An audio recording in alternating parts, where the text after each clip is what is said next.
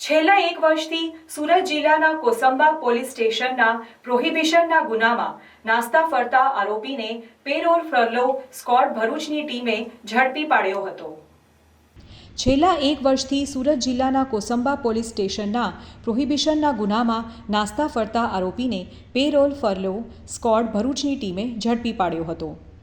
ભરૂચ જિલ્લા પોલીસ અધિક્ષક મયુર ચાવડાએ પેરોલ ફરલો જમ્પ ફરાવી આરોપી તથા નાસ્તા ફરતા આરોપીઓ પકડવા માટે સૂચના આપેલ, જે અનુસંધાને PSID એ તુવરના માર્ગદર્શન હેઠળ ભરૂચ પેરોલ ફરલો સ્ક્વોડની ટીમના માણસો જિલ્લાના બનેલ ગુનાઓમાં નાસ્તા ફરતા તથા વોન્ટેડ આરોપીઓ પકડવા માટે ભરૂચ શહેર વિસ્તારમાં પેટ્રોલિંગમાં હતા।